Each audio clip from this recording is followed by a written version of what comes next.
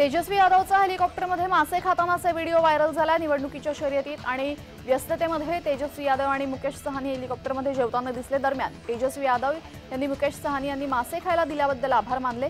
PM Modi 9 दिवसांचे नवरात्रीचे उपवास करतात, तर तेजस्वी यादव मासे खातात आणि हिंदूंची खिल्ली उडवण्यासाठी समाज माध्यमात पोस्ट करतात असा आरोप यावेळेस नेटकरी तेजस्वी यादव यांच्यावर करतात।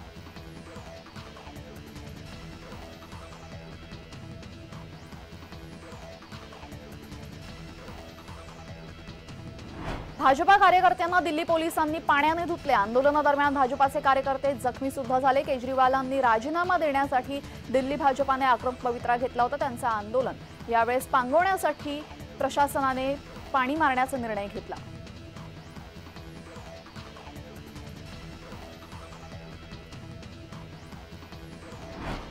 नवनीत राणा यांनी घेतलेला आहे नुकसानीचा आढावा। खासदार नवनीत राणा यांनी पावसामुळे जिल्ह्यामध्ये झालेल्या नुकसानीचा आढावा घेतला, तसेच शेतीची पाहणी करून अधिकारी यांना तात्काळ पंचनामे करण्याचे आदेश दिले। मुख्यमंत्री आणि उपमुख्यमंत्री यांच्यासोबत दूरध्वनीद्वारे चर्चा करून नुकसानीची माहिती सुद्धा दिली आहे।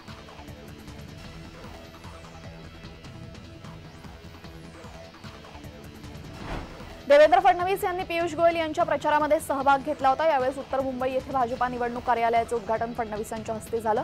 त्यांनी त्यांच्या सभेमध्ये संबोधित करत असताना उत्तर मुंबईची जागा शिवबाठाने काँग्रेसच्या माथी मारली। आता काँग्रेसवाले उमेदवाराची शोधाशोध करतायत। मुंबईतल्या सभेतून फडणवीसांनी मवियाचे वाभाडे काढले, तसेच राज ठाकरेंनी घेतलेल्या भूमिकेचं स्वागत केलं।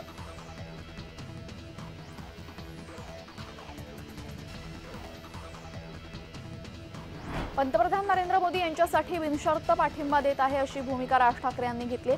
त्यांच्याच भूमिकेचे पडसाद मनसेमध्ये उमटू लागले आहेत। त्यांच्या या भूमिकेच्या विरोधात मनसे सरचिटणीस कीर्ती कुमारकर यांनी शिंदे यांनी मनसेचा राजीनामा दिलाय।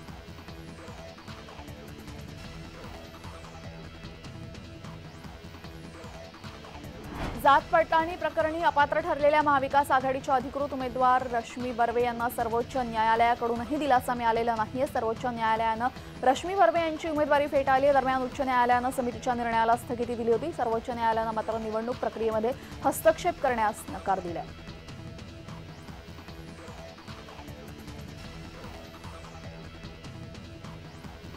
महाविकास आघाडीचे उमेदवार डबल महाराष्ट्र केसरी चंद्रहार पाटील मंगळवारी उमेदवारी अर्ज दाखल करणार आहेत। माजी मंत्री आणि आमदार आदित्य ठाकरे यांच्या प्रमुख उपस्थितीमध्ये शक्ती प्रदर्शन करत अर्ज दाखल करतील।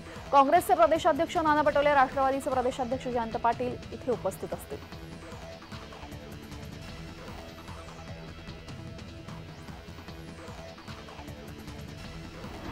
संभाजीनगर जिल्ह्यातील गंगापूरचे आमदार प्रशांत बंब यांनी मुख्यमंत्री एकनाथ शिंदे यांना भेटायला नागपूरच्या रामनगरी निवासस्थानी पोहोचले। संभाजीनगर लोकसभा मतदारसंघात शिवसेनेचे उमेदवार म्हणून संदीपान भुमरे यांचं नाव आघाडीवर आहे। मात्र भुमरे यांना जिल्ह्यामध्ये विरोध असल्याने त्यांची कल्पना द्यायला प्रशांत बंब हे एकनाथ शिंदे यांच्या भेटीला नागपूरला आल्याचं बोललं जात आहे।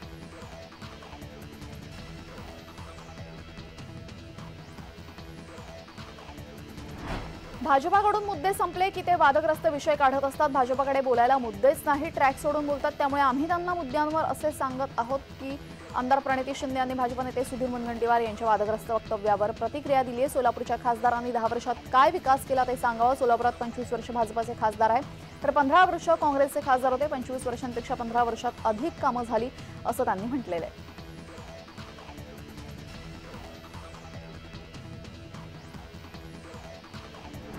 सातारा लोकसभेतून शशिकांत शिंदे यांना राष्ट्रवादी शरद पवार गटाची उमेदवारी मिळाल्याने त्यांचे माथाडी कामगारांकडून जोरदार स्वागत करण्यात आलं।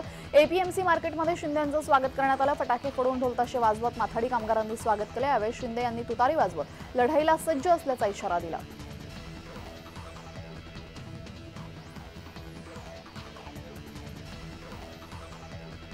काँग्रेस प्रदेशाध्यक्ष नाना पटोले यांच्या गाडीला भीषण अपघात झाला। भंडारा जिल्ह्याचा प्रचार दौऱ्यावर असताना मंगळवारी रात्री कारदा गावाजवळ गाडीला एका ट्रकने जोरदार धडक दिली। सुदैवाने अपघातात कोणीही जखमी झालं नाही। यावर नाना पटोले यांची प्रतिक्रिया समोर आली असून वाहनाला एका ट्रकने मुद्दाम धडक दिली असा आरोप अपघातानंतर पटोले यांनी केला। आम्ही तर त्यातून बचावलो, सुखरूप राहिलो, पण गाडीचं बरंच नुकसान झालंय। जनतेच्या आशीर्वादाने आम्ही सुखरूप राहिलो, कोणीही काळजी करू नये असं पटोले यांनी स्पष्ट केलं।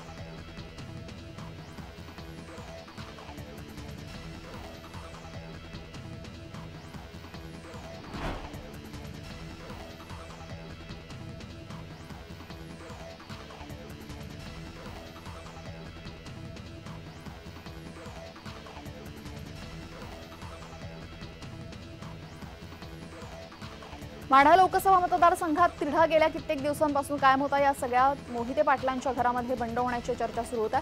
धैर्यशील मोहिते पाटील हे शरद पवार यांच्या तुतारी या चिन्हावर निवडणूक लढवतील अशी शक्यता वर्तवण्यात होती। या पार्श्वभूमीवर धैर्यशील मोहिते पाटील आता राष्ट्रवादी काँग्रेस शरदचंद्र पवार या पक्षामध्ये प्रवेश करतील अशी माहिती सूत्रांनी दिली आहे।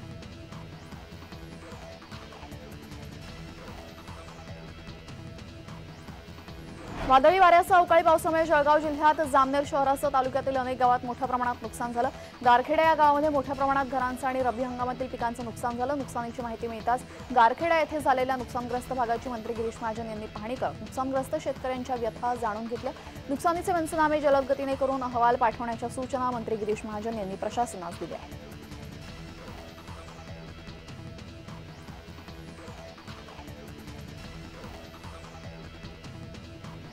मुनगंटीवार यांनी काँग्रेसवर टीका करत असताना प्रचार सभेत प्रक्षोभक विधान केलं होतं। त्यांच्या या विधानाविरोधात काँग्रेसनं निवडणूक आयोगात तक्रार दिली। या तक्रारीची दखल आयोगानं घेतली, त्यामुळे आता मुनगंटीवार यांच्या अडचणीत वाढ होण्याची शक्यता आहे। महायुतीचे उमेदवार मुनगंटीवार यामुळे अडचणीत येण्याची शक्यता वर्तवली जाते।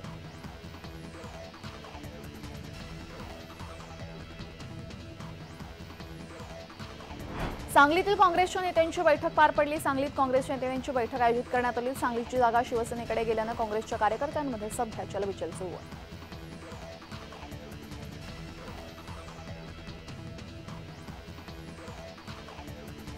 महादेव जानकर महायुतीतील परभणी लोकसभा मतदारसंघाचे उमेदवार आहेत। त्यांना मतदारसंघात मराठा आंदोलकांनी प्रचार करण्यापासून रोखल्याची घटना घडली।